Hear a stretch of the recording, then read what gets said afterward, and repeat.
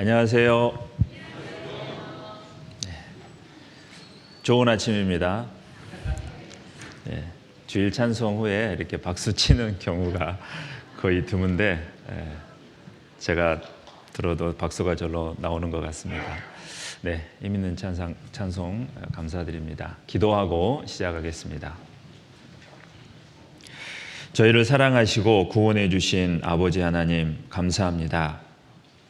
세상에 아무런 소망 없이 살던 저희들에게 천국에 살아있는 참된 소망을 주신 것을 너무나 감사합니다. 이제 우리를 구원해 주시고 하나님의 자녀 삼아 주시고 또 주님의 몸된 교회 안에 두시며 항상 도와주시고 인도해 주신 것을 감사합니다. 주님 앞에 서는 그날까지 변함없는 주님의 은혜와 사랑 가운데 저희를 지켜주시고 하나님 앞에 설 때에 부끄러움 없이 설 수 있도록 성령께서 늘 도와주시기를 간절히 원합니다. 또 한 주간 전도집회 허락해 주신 주님 감사합니다. 이렇게 복음을 증거할 수 있고 전할 수 있는 기회를 주셔서 너무 감사합니다. 이번에 말씀을 듣고 구원받으신 분들 더 믿음이 확실해지고 견고해져서 주님을 기쁘시게 하는 자녀로서의 삶을 살도록 도와주시고 또 아직 구원받지 못한 분들 있으면 하나님께서 은혜와 자비 가운데 말씀 앞에 인도해 주셔서 다 구원 얻을 수 있도록 인도해 주시기를 간절히 원합니다. 그 일을 위해서 함께 기도하며 수고한 모든 손길 위에 주님 기억해 주시고 합당한 은혜 베풀어 주시기를 간절히 원합니다. 이 시간에도 해외 곳곳에서 복음을 위해 수고하는 선교사님들, 가족들 또 형제자매들이 있습니다. 항상 도와주시고 맡은 바 선교 사역을 잘 감당할 수 있도록 인도해 주옵소서. 오늘 또 이 시간에 주 성령님께서 함께해 주셔서 참여한 모든 분들에게 또 합당하고 필요한 말씀으로 채워주시기를 간절히 원합니다. 오늘 모든 시간들을 주님께 의지하오며 우리를 사랑해 주시는 예수님 이름으로 기도드립니다. 아멘. 오늘 말씀은 신약성경 마가복음 4장입니다.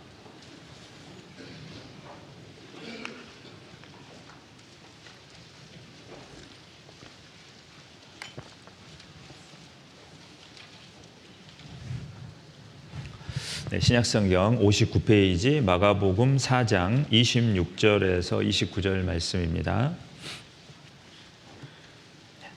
26절에서 29절 말씀 같이 읽어보겠습니다. 또 가라사대 하나님의 나라는 사람이 씨를 땅에 뿌린과 같으니 저가 밤낮 자고 깨고 하는 중에 씨가 나서 자라되 그 어떻게 된 것을 알지 못하느니라. 땅이 스스로 열매를 맺되 처음에는 싹이요 다음에는 이삭이요 그 다음에는 이삭의 충실한 곡식이라. 열매가 익으면 곧 낫을 대나니 이는 추수 때가 이르렀음이니라. 이번 한 주간 지난 한 주간 말씀을 통해서 또 구원받으신 분들 계시리라 생각을 합니다. 하나님의 자녀가 되었으니까요. 정말 그 하나님께 영광 돌리고 기쁜 일이죠. 우리가 구원을 받았다라는 것은 뭐라고 설명을 드릴까요? 그러니까 죽을 운명에서 살아난 거잖아요. 그러니까 우리 이 세상에 살다가 내가 병에 걸렸는데 진찰을 받았는데 더 이상 살 수 없는 병이라고 선고를 받으면요, 모든 것이 다 절망적이고 정말 소망도 없고 그런 어떤 마음이 분명히 들 거예요. 그런데 치료를 받는 과정에서 살 수 없을 거라 했는데 기적적으로 그 병이 치료가 되고 완쾌되었다. 그래서 다시 이제 정상적으로 생활하게 되었다라고 그렇게 이제 의사로부터 얘기를 듣는다면 어떻겠습니까? 너무나 마음이 기쁘고요. 그 나의 삶이 다르게 분명히 느껴질 거라 생각이 들어요. 그러니까 정말 죽을 수밖에 없다. 모든 것이 다 포기가 되고 절망이었는데 다시 새롭게 살아났기 때문에 이제 내가 새로운 마음으로 새로운 삶을 살아야 되겠다. 그러니까 이렇게 각오를 하고 그 전보다는 다르게 살 겁니다. 우리 육신의 병이 치료가 돼서 나을 때도 그러할진데 우리의 영원한 운명이 죄로 말미암아 지옥에 들어가고 그 지옥이라는 곳은 정말 가장 무섭고 끔찍한 곳이죠.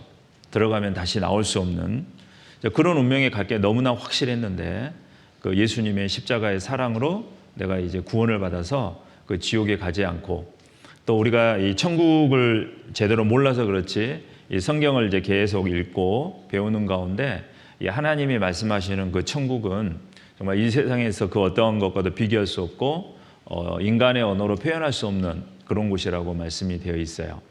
그래서 그곳은 요한계시록에 기록되었듯이 아픈 것도 없고 또 애곡하는 것이나 슬픈 것도 없고 병도 없고 그리고 죽지도 않는 그런 완벽하고 완전한 그리고 전혀 그 물리지 않는 지루하지 않는 그런 곳이 영원히 지속되는 곳이 이제 천국이거든요. 그러니까 그 천국이 실제 존재하는데 내가 그곳에 가게 된 확실한 이제 어떻게 보면 티켓을 가지고 있는 거죠. 그랬을 때 그것을 생각할 때마다 지옥에 가지 않는 것에 대해 너무나 감사하고 천국을 허락하신 그 주님에 대해서 너무나 감사한 마음이 듭니다. 그리고 하루하루가 하나님께 감사하는 그런 생활이 분명히 될 겁니다. 그러니까 이 구원받은 것이 단지 내 죄가 용서받은 것으로 끝난 게 아니라 그 용서받음으로 인해서 하나님이 주신 정말 놀라운 것들이 있는 거예요. 그것을 이제 우리가 신앙생활 하면서 알아가고 배워갈 때 내가 받은 구원이 얼마나 크고 감사한지를 알게 되는 겁니다. 그래서 우리는 이제 하나님의 자녀가 되어서 새로운 삶을 사는 게 맞습니다. 그리고 이렇게 이제 구원을 받으면 나타나는 특징 중에 하나가요. 이 사실을 전하고 싶은 마음이 생겨요. 너무나 중요하고 너무나 기쁘고 너무나 감사하고 소중한 걸 내가 알았기 때문에 가장 먼저 내가 사랑하는 사람들에게 이것을 전하고 싶은 그런 마음이 드는 거예요. 어떤 분은 이 말씀을 듣는 중에도 막 전하고 싶은 마음이 생기죠. 와, 이거 너무나 확실하고 성경이 사실이고 하나님이 계시고 이걸 나만 듣기는 정말 아깝고 우리 가족들도 같이 들었으면 좋겠다 이런 마음이 들어요. 그건 너무나 당연한 거죠.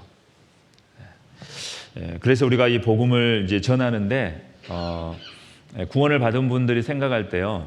나는 금방 믿고 구원을 받았는데 복음을 전하다 보면 내가 전도하는 사람들은 또 나와 다르거든요.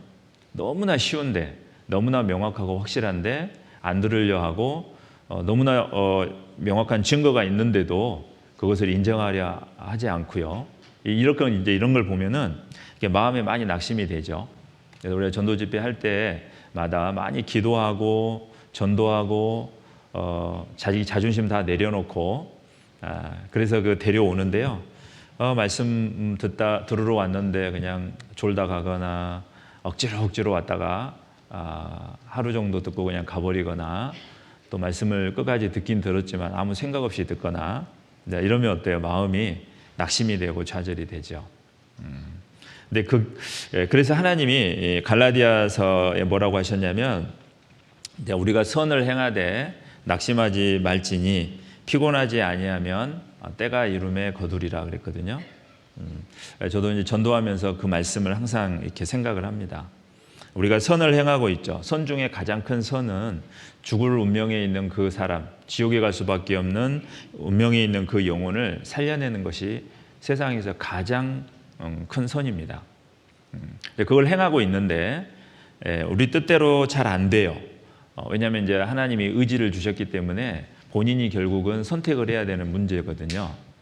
그러다 보니까 내 의지대로 내 생각대로 그냥 한번 탁 말씀 듣고 구원을 받아서 천국 같이 가게 되고 그럼 너무나 좋을 것 같은데 듣는 사람은 이제 그렇지 않을 때가 있기 때문에 마음속에 전도하다가 안 되면 이제 낙심이 되는 거죠.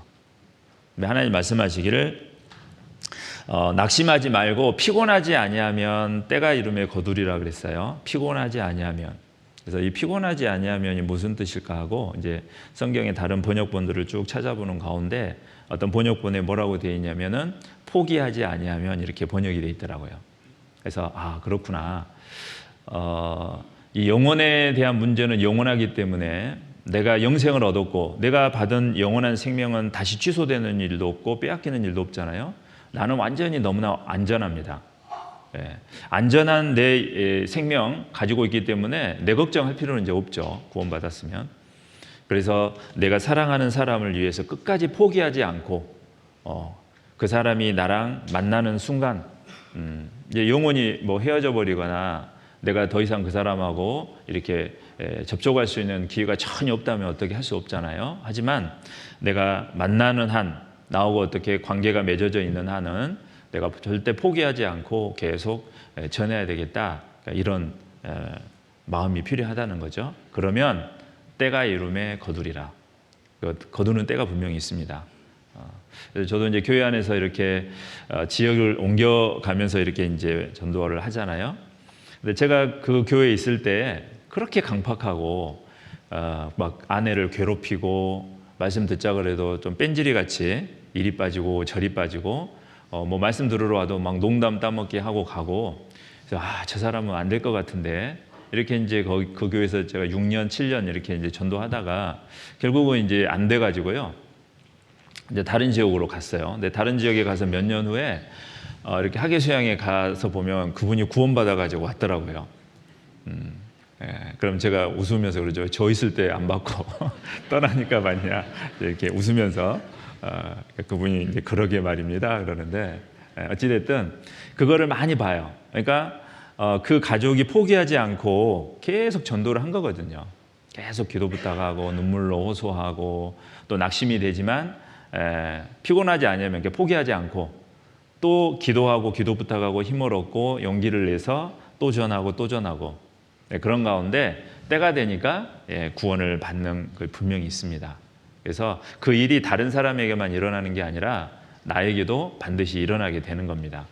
그래서 우리는 그런 하나님의 약속의 말씀을 믿고 포기하지 말고 또 이번에 안 됐더라도 또 다음 집회가 있고 여러 가지 상담이나 많은 방법들이 있으니까 그렇게 계속 전하면 될 것 같습니다.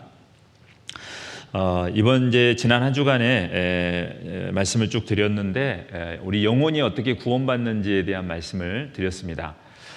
오늘은 이제 그 영혼이 구원받는 거와 이제 구원받은 이후에 우리가 어떻게 살아야 되는지를 말씀을 드리려고 합니다. 방금 읽은 본문 말씀을 잠깐 보시면 26절입니다. 또 가라사대 하나님의 나라는 사람이 씨를 땅에 뿌린 것 같으니 하나님의 나라는 사람이 씨를 땅에 뿌린 것 같다 그랬죠. 이 씨가 뭐냐면은 그 14절에 보시면 14절에 뿌리는 자는 말씀을 뿌리는 것이라 그랬잖아요. 그러니까 이 마가복음 4장은 이제 씨 뿌리는 자의 비유를 쭉 말씀하시고 이제 연결해서 방금 말씀도 하신 거거든요. 그 4장 3절에 보겠습니다. 제가 읽어보겠습니다. 자, 들으라. 씨를 뿌리는 자가 뿌리러 나가서 뿌릴새 더러는 길가에 떨어짐에 새들이 와서 먹어버렸고 더러는 흙이 얕은 돌밭에 떨어짐에 흙이 깊지 아니하므로 곧 싹이 나오나 해가 돋은 후에 타져서 뿌리가 없으므로 말랐고 더러는 가시떨기에 떨어짐에 가시가 자라 기운을 막음으로 결실치 못하였고 더러는 좋은 땅에 떨어짐에 자라 무성하여 결실하였으니 30배와 60배와 100배가 되었느니라 하시고.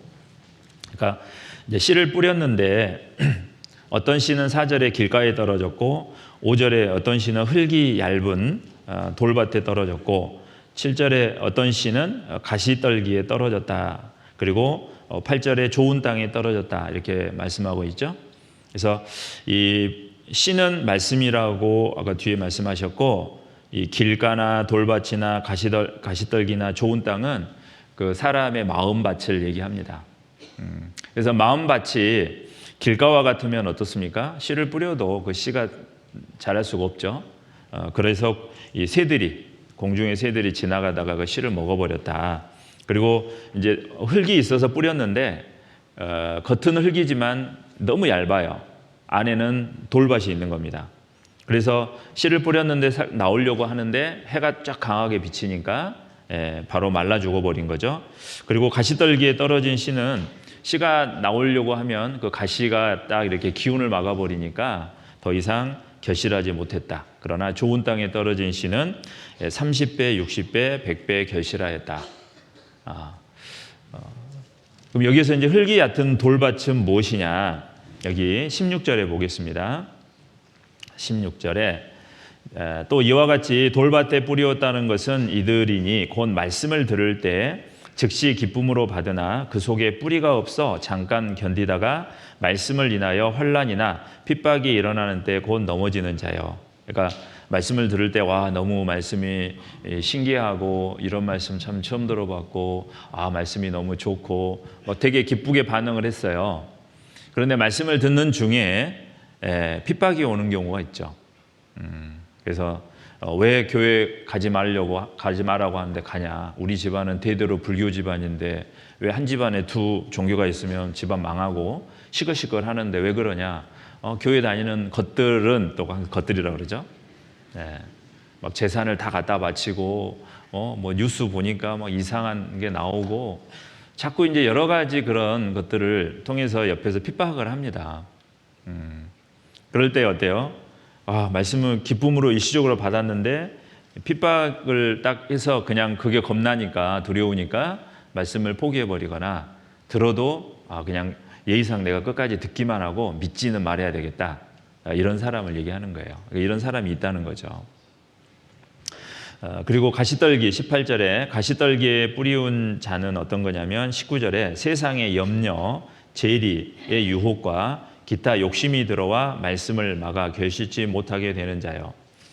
세상의 염려, 말씀을 들으면 내가 앞으로 이제 이거 사실이고 계속 들을수록 진짜 사실이고 진짜 믿어지려고 하는데 이거 믿으면은 이제 세상의 염려죠. 일요일마다 이렇게 교회 나와야 될 것 같고 나 이게 전도하는 사람 보니까 막 매일 나가는 것 같고 나 그렇게 못하는데 이게 막 염려가 들어오죠. 그리고 이제 교회당 나가면은 뭐 내가 이것도 못하고 저것도 못하고 그러니까 여기 있는 것처럼 세상의 염려, 재리의 유혹이잖아요. 돈에 대한 유혹. 내가 돈을 많이 벌어야 되는데 그래서 돈 많이 벌어서 내가 나중에 교회를 다녀야지 뭐 이런 마음들이죠. 그러니까 여러 가지 욕심들 때문에 세상을 향한 욕심들 때문에 세상에 너무 즐겁고 재밌는 것들을 포기하지 못하니까 말씀을 거부하는 거죠. 이게 이제 가시떨기에 뿌려진 씨라 결실하지 못한 겁니다. 우리가 이제 전도를 할 때 한 주간 동안 전도 집회하면서 말씀을 계속 이렇게 씨를 뿌리는데요. 많은 사람들의 마음이 이런 마음들이 있어요. 하지만 좋은 땅에 뿌렸다는 것은요. 말씀을 쭉 듣는 가운데 인생에 대해서 고민하고 정말 성경이 사실이기 때문에 내가 정말 모르고 살았다. 이게 진리고 사실이고 하나님이 살아계시기 때문에 내가 마음을 바꿔서 이걸 믿어야 되겠다. 그렇게 이제 좋은 마음으로 듣다 보면 어때요? 하나님의 그 십자가의 사랑을 탁 깨닫고 구원을 받게 되는 역사가 나타납니다. 구원을 받으면 내 안에 어제 성령을 받았다. 그러니까 하나님의 씨가 내 안에 들어온 거예요. 우리가 태어날 때는 아담의 후손으로 태어나서 죄씨로 태어난다 그랬죠? 이제 구원을 받으면 이 안에 하나님의 씨가 새로 들어오게 되는 겁니다. 그래서 요한일서에 보면은 하나님의 씨가 우리 안에 들어왔다라고 하시거든요. 그러니까 이제 하나님의 씨가 들어와 있으니까 어때요? 죄 씨가 있었으니까 죄 열매 맺혔죠. 이제 하나님의 씨가 들어왔으니까 어떤 열매를 맺힐까요? 하나님의 열매가 맺히는 거예요. 그래서 우리는 그렇게 이제 바뀌어가는 겁니다. 그런데 그 하나님의 이제 자녀로서의 열매가 맺혀지는데 그게 당장 되는 것이 아니고 이제 방금 읽은 우리 본문 말씀처럼 시간이 걸리고 그 단계가 있다라는 것을 얘기를 하는 거예요. 그것이 오늘 본문 말씀입니다. 자, 여기를 보시면 그래서 이 하나님의 나라는 사람이 씨를 땅에 뿌린 것 같죠? 말씀을 들었는데 그게 믿은 거예요. 이제 믿은 사람, 구원받은 사람이에요. 이제 구원받은 사람은 이제 저가 밤낮 자고 깨고 하는 중에 씨가 나서 자라되 그 어떻게 된 것을 알지 못하느니라. 씨를 땅에 딱 심었잖아요. 그러면 이 씨가 생명이 있는 씨면 자고 깨고 시간이 지나는 중에 싹이 나와요. 그래서 처음에는 싹이고 그 다음에는 이삭이고 그 다음에는 이삭에 충실한 곡식이라. 열매가 익으면 낫을 대나니 추수 때라 그랬죠. 여기 보면은 이 밤낮 자고 깨고 하는 중이라는 것은 시간이 소요된다는 겁니다. 그래서 구원 받자마자 딱 자기가 완전히 그냥 하나님의 자녀처럼 순식간에 확 바뀌진 않습니다. 이제 하나님의 씨가 들어왔고 이게 시간이 흐르면서 변화되어 가는 거예요. 그것을 예수님께서 싹과 이삭과 곡식으로 이렇게 말씀을 해준 겁니다. 그래서 여러분 이게 뭐냐면 요즘에 우리 여기는 이제 그래도 논밭을 볼 수가 있죠. 서울에서 논밭을 못 보니까 벼가 어떻게 나서 자라는지를 모르는 학생들이 많이 있더라고요. 이제 벽실을 이렇게 뿌리잖아요. 이 모파녀라고 그러는데 이렇게 처음에 싹이 나옵니다. 조금 지나면 이렇게 자라죠. 그 다음에 이것을 논에 옮겨 심으면 이삭이 핍니다. 그리고 이 이삭에 맞게 시간이 지나면 가을에 이렇게 열매가 맺어요. 그러면 이것을 이렇게 추수를 하죠. 이렇게 보셨어요? 제가 이제 울산에 있을 때 그 뒤에 이렇게 산에 아침마다 운동하잖아요. 그 논이 있는데 이걸 제가 그때 찍어 놓은 거예요. 그래서 이거를 좀 보여드리고 싶어가지고 어찌됐든 이 싹이 나서 이삭이 되고 이 이삭이 여기에 이제 열매는 들어있지 않아요. 이거를 이렇게 따보면 그런데 이 이삭이 피고 이 이삭에 맞게 충실한 이렇게 열매가 맺게 됩니다. 그 다음에 이제 추수 때가 되면 결실을 하는 거죠. 그럼 이것은 이제 무엇을 얘기하냐면 이 구원에는 3개의 단계가 있다는 겁니다. 그래서 그 첫 번째 단계는 영혼의 구원이라고 하고, 두 번째는 생활의 구원이라고 하고, 세 번째는 몸의 구원이라고 하는 겁니다. 그러니까 성경을 읽다 보면은 어느 성경에서는 너희가 구원을 얻었느니라 이렇게 과거형으로 있는 것도 있는데요. 또 성경을 읽다 보면 구원을 이루라라고 하는 현재형과 현재 진행형의 표현이 있고, 또 어떤 성경을 읽다 보면 구원을 얻을 것이다 라는 미래형이 돼 있어요.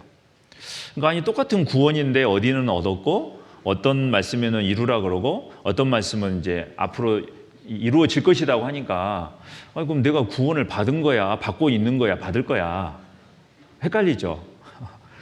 그런데 말씀 들어보니까 믿음의 결국 영혼의 구원을 받았다고 그랬는데 왜 또 구원을 이루라 그러고 이룬다고 그럴까?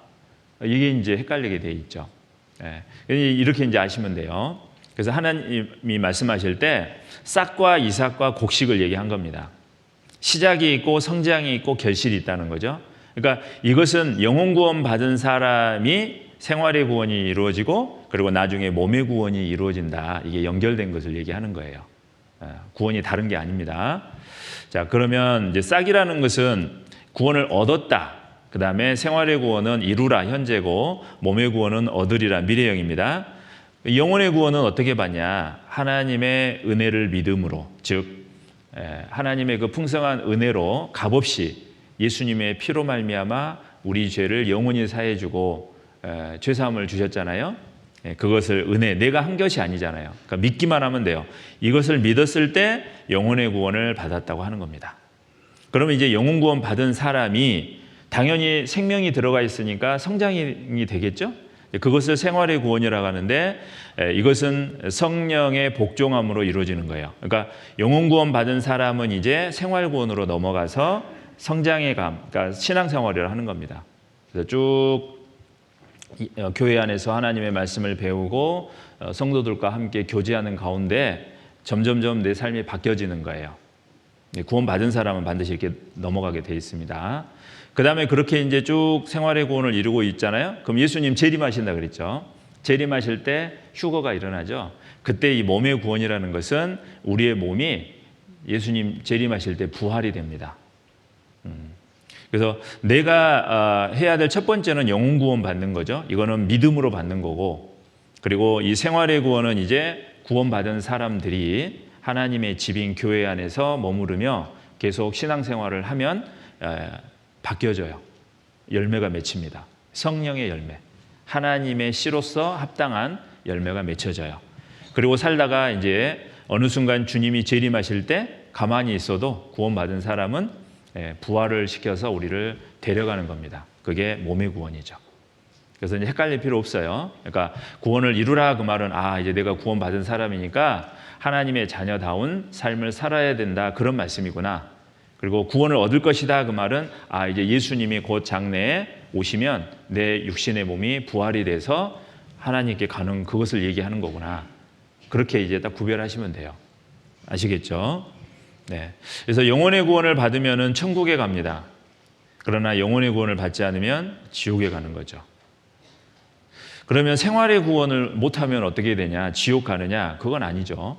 죄를 영원히 사함 받았기 때문에 하나님이 하나님의 말씀에 순종해서 잘 신앙생활을 하면 하나님 앞에 갔을 때 영원한 영광과 상급을 주십니다. 근데 이 상이 그냥 보통 상이 아니에요.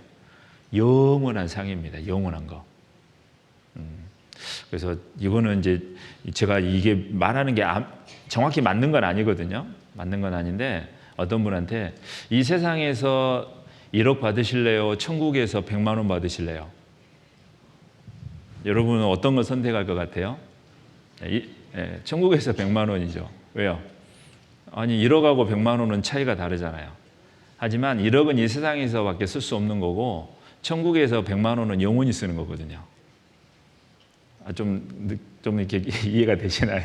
제가 좀 이게 합당한 비유는 아닌 것 같은데 어쨌든 이해를 할 때 이 영원이라는 거, 영원한 상급이라는 걸 뭔지를 잘 피부적으로 못 느끼니까 생각해 보니까 그렇더라고요. 그래서 제가 어렸을 때 저희 시골에 이제 좀 이렇게 뭐라고 해야 되나 좀 뭐 이 말 쓰면 안 될 것 같은데 아주 좀 바보스러운 그 사람이 이렇게 살고 있었거든요. 근데 이제 제가 어렸을 때 보면은 그 형들이 그 이제 바보 친구를 어떻게 놀리냐면은 이쪽에다가 100원짜리 5개 여기다가 10,000원짜리 하나 해가지고 어떤 거 가져갈래 그러거든요. 우린 당연히 10,000원짜리잖아요. 근데 걔는 항상 5개 많은 거 500원을 가져가요. 그러니까 우리가 막 이제 어렸을 때 놀렸는데 모르니까 그렇잖아요. 모르니까. 그러니까 하나님이 정말 신령하고 영원한 것에 대한 가치를 모르는 것이 어리석은 거라고 그랬죠. 그러니까 우리는 구원을 받아서 정말 신령하고 영원한 영광을 자격을 받을 상급을 받을 그 이제 자격을 갖춘 거예요. 구원 받았으면. 그래서 하나님 안에서 신앙생활을 잘하면 그 영원한 상급을 받는 겁니다. 그런데 이제 구원은 받았는데 취소는 절대 안 돼요. 영원한 속죄가 되었고 영생은 절대 이루어지지 않기 때문에. 그런데 이제 생활의 구원, 즉 하나님의 자녀로서 살지 않으면 하나님이 징계를 주십니다. 그래서 지옥은 없고 이제 구원받은 사람에게는 징계가 있는 거예요. 그러니까 여러분은 징계받고 이렇게 사는 게 좋겠습니까? 영원한 상급을 받을 그런 삶을 사는 게 좋겠습니까? 대답 안 하신 거 보니까 그냥 되는 대로 살지. 그게 아니고, 징계받고 살면 안 되죠. 자, 그래서 이 생활의 구원은 그거고요. 몸의 구원은 이제 아까 얘기한 것처럼 부활입니다. 생명의 부활과 심판의 부활로 나눠져요. 재림하실 때. 그래서 구원받은 사람은 생명의 부활로 영생에 들어가는 거고, 그렇지 않는 사람은 심판의 부활로 둘째 사망 불못에서 영원히 고난을 받게 되는 겁니다. 제일 중요한 건 이 영혼의 구원인 거예요. 이게 받아야지 생활 구원이 되고 몸의 구원도 하나님이 이루어 주시는 겁니다. 그래서 내가 정말 구원이 확실한가, 내 영혼의 구원이 확실한가, 이거는 항상 이 전도 집회가 있을 때마다, 그리고 내가 혹시 의심이 가거나 뭔가 좀 이상하다, 이게 구원이 맞을까라고 하면은 즉시 그때그때 확인하는 게 가장 좋습니다. 뒤로 미루지 말고, 아니야, 나 구원 받았으니까 그냥 괜찮을 거야, 이렇게 하지 마시고, 이것은 너무나 중요한 문제이기 때문에 그때마다 의심이 들면 바로 확인하세요. 그게 가장 현명한 방법입니다. 그래서 우리 교회의 참 좋은 점 중에 하나가 이게 정기적으로 집회를 하잖아요. 그렇기 때문에 이 전도 집회가 있을 때는요, 물론 뭐 피치 못할 사정이 있을 때는 어쩔 수 없겠지만은 꼭 함께 하는 것이 그냥 똑같은 말씀 듣는 것 같아도 아닙니다. 내 구원에 대해서 더 확신해지고 또 이 하나님의 말씀은 살아있기 때문에 똑같은 말씀인 것 같지만 시간이 흐르면서 그 예언의 성취가 더 구체적으로 되기 때문에 하나님의 말씀에 대한 믿음이 더 견고해지게 되는 겁니다. 그게 달라요. 똑같은 것 같은데 계속 듣는 분들은 더 믿음이 견고해지고 더 신앙이 성장이 돼요. 그래서 꼭 그렇게 이제 하시면 될 것 같아요. 자, 그럼 이 영혼의 구원에 대해서 이제 한 주간 말씀을 드렸는데요. 이 영혼의 구원을 조금 더 말씀을 드려 보겠습니다. 요한복음 5장 39절, 우리가 이제 두 번째 날 배웠던 말씀이죠. 너희가 성경에서 영생을 얻는 줄 생각하고 성경을 상고하거니와 이 성경이 곧 내게 대하여 증거하는 것이로다. 우리가 이제 성경에서 영생을 얻는 줄 생각하고 성경을 배워서 성경을 배우는 가운데 영생을 얻었잖아요. 그 영생은 예수님이 주신 거예요. 그러면 이 성경은 곧 예수님에 대하여 증거하는 것이다 그랬죠. 이 성경. 그래서 우리가 이제 성경을 볼 때 구약 성경부터 쭉 읽으면은요, 그 모든 구약 성경의 큰 사건이나 중요한 그 일들이 전부 다 예수님을 가리키고 있어요. 이 말씀이 그렇게 말씀하셨잖아요. 모든 성경이 내게 대하여 예수님에 대하여 증거하는 것이로다. 그래서 우리가 구약 성경을 얘기할 때 예수님과 연결을 시키는 이유가 여기는 뭐 어떤 분은 그래요. 뭐든지 다 예수님한테 다 붙이네. 어떤 분은 처음에는 그렇게 오해하시는 분도 계시더라고요. 근데 그게 아니라 요한복음의 말씀처럼 이 성경은 성경의 주인공이 예수님이기 때문에, 그리고 예수님이 내가 곧 길이요 진리요 생명이라 했기 때문에 예수님을 다 증거하고 있다 그겁니다.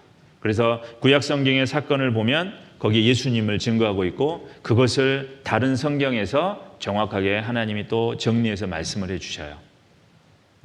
그래서 오늘은 제가 이제 그 사건들을 좀 자세하게 이제 시간이 없어서 드리진 않고 간단하게 몇 가지 큰 사건들을 통해서 그게 다 예수님을 증거한다는 걸 말씀을 드릴 겁니다. 이후에 여러분들이 그 성경을 자세히 읽어보고 또 나중에 자세히 배울 기회가 있을 거예요.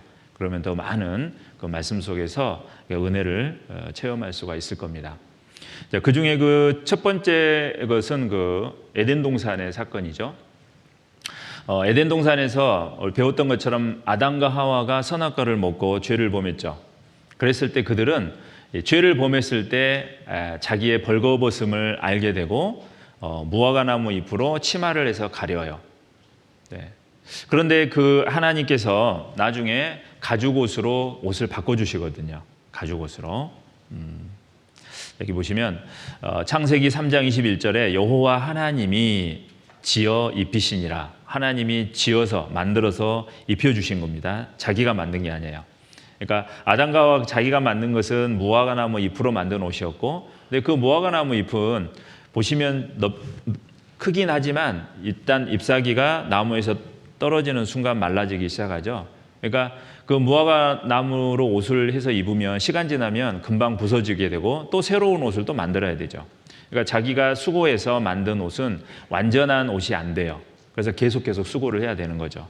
그러니까 하나님이 아담과 그 아내를 위하여입니다. 아담과 아내를 하와를 위하여 가죽옷을 지어 입히시니라. 하나님이 그들의 노력으로 수고로 완전하게 가려지지 않으니까 가죽옷을 만들어서 입혀주신 겁니다. 그러면 가죽옷은 한 번 입으면 어때요? 뭐 무화과나무 잎처럼 뭐 말라 비뚤어진다거나 그러진 않죠.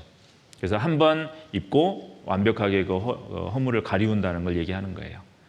그래서 이 가죽옷이 바로 예수님이 아까 모든 성경은 나에 대해 증거한다 그랬죠.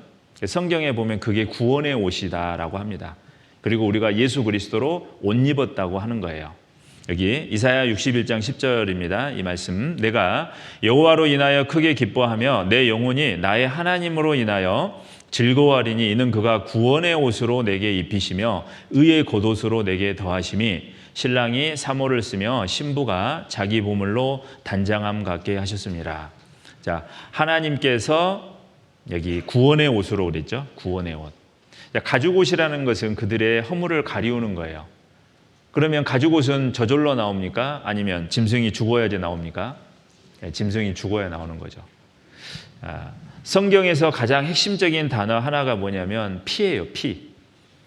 그래서 구약 성경을 이제 걸레 짜듯이 딱 짜면 피가 나오고 짐승의 피가 나오고, 신약 성경을 짜면 예수님의 피가 나온다 그러거든요. 그러니까 성경에 이 생명이 피에 있다. 피가 죄를 속하는 거고, 인간에게 가장 심각한 문제는 죄 문제입니다. 죄 때문에 하나님과 원수가 되었기 때문에.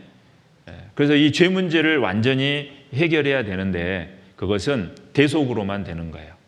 그래서 이 가죽옷을 지어 입히실 때 분명 그 가죽옷이 나올 때에는 짐승이 죽는 것이 필요한 거고, 그리고 가죽옷이 나온 거예요. 그래서 그 짐승의 죽음은 결국 아담과 하와가 하나님께 범한 죄를 그 짐승이 대속한 거고, 그 짐승이 죽은 걸로 인해서 가죽옷이 나와서 내가 그 아담과 하와의 그 허물을 가리우게 된 거죠. 그것을 구원의 옷, 의의 겉옷이라고 하는 겁니다. 그러면 구원의 옷이라고 하지 또 의의 겉옷은 뭐냐? 그것은 구원을 받았다는 것은 죄를 다 용서받은 거죠. 근데 죄는 다 용서받았는데 내가 하나님 앞에 서려면 하나님께 뭐 행한 것이 없잖아요. 그러니까 왠지 죄송할 수 있죠. 그래서 의의 겉옷을 입혀줬다. 즉 예수님이 우리 죄만 가져가신 게 아니고요. 예수님은 내 죄를 가져가셨고 대신 예수님은 의로우신 분이죠.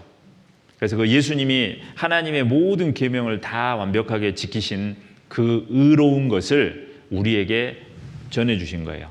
그래서 죄를 사함받아서 구원의 옷도 입고 그 다음에 하나님 앞에 의로운 삶을 살지 못했지만 네가 완전히 의로운 삶을 다 살았다라고 하는 그 예수님의 의의 겉옷을 다시 입혀준 겁니다.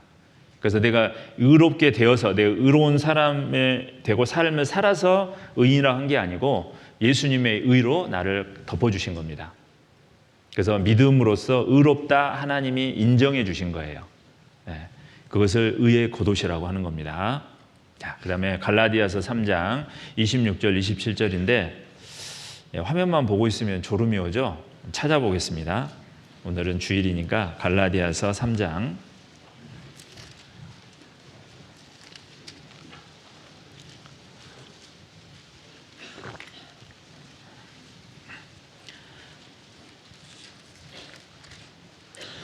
26절, 27절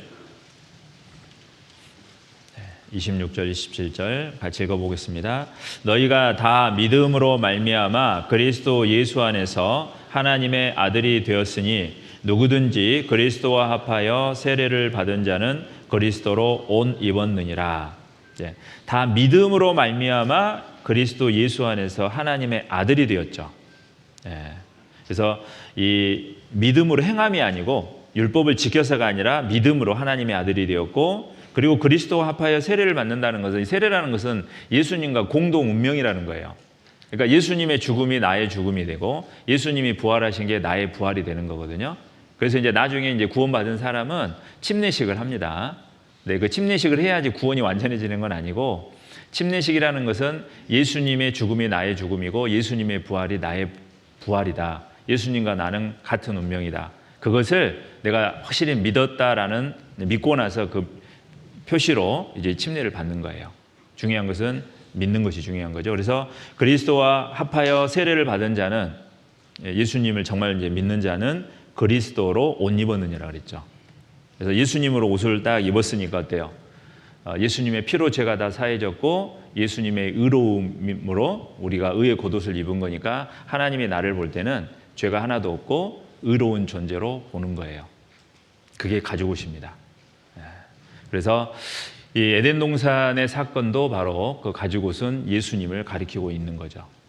그 다음에 이제 에덴 동산에서 그들이 죄를 범해서 일단 쫓겨나죠. 가죽옷은 입었지만 죄를 범했기 때문에 에덴 동산에서 살지 못하고 나오게 됩니다. 그리고 창세기 4장에 그 아들들 얘기가 나와요. 그 아들들 중에 이제 두 아들이 나오는데요. 가인과 아벨이라고 하는 두 아들이 나오는데 이 가인과 아벨이 하나님께 나아가서 제사를 드립니다. 그런데 가인은 열심히 땅을 일궈서 수고해가지고 얻은 그 정말 좋은 농산물을 가지고 하나님께 드리고 아벨은 양을 치는 사람이었거든요. 밖에 양을 치다가 그 양 중에 새끼 양 아주 흠이 없고 깨끗한 그 양 새끼를 잡아서 하나님께 드립니다. 그래서 하나님이 다 보시고 야 나는 채식보다 육식이 좋아. 그러고 그 아벨의 제사를 받으실 게 아니고 하나님이 아벨의 제사를 받으셨거든요. 근데 이제 이 가인은 그걸로 인해서 너무 마음에 화가 나서 동생을 죽여버리는데요. 왜 하나님은 가인의 제사를 받지 않고 아벨의 제사를 받았느냐? 이것도 그리스도를 증거하는 겁니다. 여기 보시겠습니다. 자, 가인은 땅의 소산으로 제물을 삼아 여호와께 드렸고 아벨은 양의 첫 새끼와 그 기름으로 드렸더니 여호와께서 아벨과 그 제물은 연락하셨으나 가인과 그 제물은 연락하지 아니하신지라. 왜 그러셨을까? 그러니까 육식이 좋아하셔서 그런 게 아니에요. 그게 아니고 히브리서 11장 4절에 보면 믿음으로 아벨은 가인보다 더 나은 제사를 하나님께 드림으로 의로운 자라 하시는 증거를 얻었느니라. 자, 믿음으로 드렸다 그랬죠? 도대체 어떤 믿음으로 드린 걸까? 그 믿음의 내용이 뭘까? 이걸 알아야 되죠. 바로 다음에 하나님이 그 예물에 대하여 증거하심이라. 그러니까 드린 예물을 보면 그걸 믿음으로 드렸는지 그렇지 않는지를 알 수 있다는 거죠. 여러분 이제 믿음의 반대말이 뭔지 아세요? 불신 어떤 분은 하는데 믿음의 반대말은 행함이에요. 성경에서는 율법의 반대말은 은혜예요. 은혜의 반대말은 율법이죠. 믿음의 반대말은 행함입니다. 즉 우리가 하나님께 나아가는 것은 율법으로 아니라 그랬죠. 자기 의가 아니죠. 하나님의 의로 나가는데 그 하나님의 의라는 것이 은혜고 믿음으로 가는 거고 자기 의는 율법을 지켜서 율법의 행함으로 가려고 하는 것이 자기 의예요. 그런데 분명히 하나님은 율법으로는 죄를 깨닫는 것이고 율법으로는 하나님 앞에 의롭다 할 육체가 한 사람도 없기 때문에 오직 의인은 믿음으로 살리라. 그래서 우리는 하나님의 은혜를 믿음으로 천국에 가는 거죠. 그러면 여기에 있는 가인과 아벨은 그 예물에 행함으로 드린 거냐 믿음으로 드린 거냐 그게 나와 있는 거예요. 그래서 그 예물에 대하여 증거하신 거란 것은 그걸 의미하는 겁니다. 그러면 가인은 이제 농산물을 드렸잖아요. 땅의 소산으로. 그리고 아벨은 이 양을 잡아서 드렸어요. 자, 그러면 이제 우리는 구원을 받고 어제까지 말씀을 들으면 이제 딱 눈치를 채죠.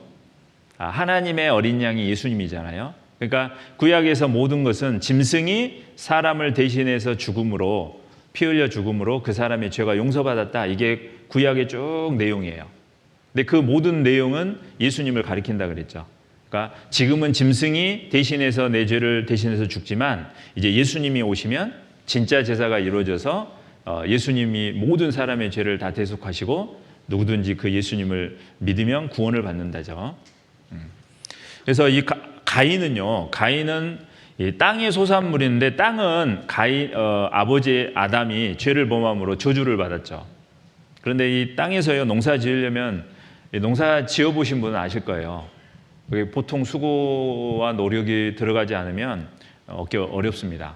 저도 이제 시골에서 농사 짓는 그 부모님 밑에서 자랐기 때문에 농사 짓는 일이 되게 힘들다는 건 너무 잘 압니다. 그래서 제가 공부를 열심히 한 이유가 있는데요. 저희 아버지가 이제 삼형제가 있거든요. 저희가 있는데 항상 삼형제 이렇게 모이면 자, 이 3명 중에서 공부 제일로 못한 사람은 농사지어야 된다. 항상 그러셨어요. 그 얘기 듣고 이제 어렸을 때부터 이렇게 친구들하고 놀고 싶은데 시골에서 그 이제 모내기 하면 논에 가서 그 뭐 모내기 도와드려야 되죠. 보리 할 때 보리 뿌리는데 그것도 덮어야 되죠. 수확철 되면 또 보리 그거 이제 그런 일들을 계속하고 밭에 가서 또 고추 타야 되고 이런 일들을 계속 하니까 어렸을 때 얼마나 놀고 싶어요. 근데 이제 놀지 못하고 늘 그 밭에 논으로 이렇게 다니면서 그렇게 하니까 이거 하기 싫은데 그런데 아버님이 그 얘기 하니까 정신 차리고 공부를 열심히 해야지 내가 농사 안 짓고 살겠다. 그래서 뭐 진짜 열심히 했거든요. 그러니까 그걸 보면은 진짜 농사 짓는 게 진짜 힘들어요. 그래서 겨울에 이제 지나면 2월, 3월 달에 되면요 땅이 녹잖아요. 그러면 가면 이제 풀이 올라와요. 이 땅은 그대로 놔두면은 이 잡초가 성경에 가시와 엉겅퀴를 낸다 그랬죠. 인간이 죄를 범했기 때문에 땅이 이제 땀 흘리고 수고하지 않으면은 계속 가시와 엉겅퀴와 잡풀이 나오죠. 그걸 다 뽑아줘야 되고 또 겨울 내내 이제 눈이 오고 혹은 비가 오고 해가지고 그 땅이 딱딱하게 굳어져 있습니다.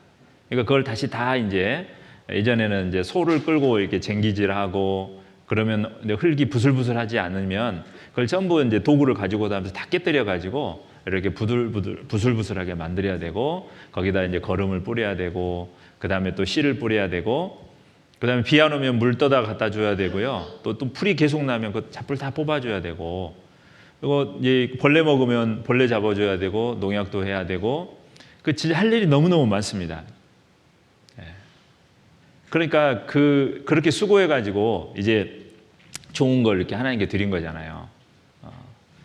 그러면 정성으로 보면 당연히 가인이 훨씬 많이 정성을, 수고와 노력을 드린 거죠. 근데 아벨은 양을 풀어놓으면 돼요. 풀어놓고, 그 다음에 저녁에 이제 또 양이 이 목자의 음성을 잘 듣거든요. 그래서 쭉 인도하면 따라오고, 우리에 넣어놓고, 또 그 다음날 풀어놓고, 그리고 양을 지키는 그 일만 하면 되는 거니까요. 그런데 하나님이 예물이 증거가 된다 그랬죠.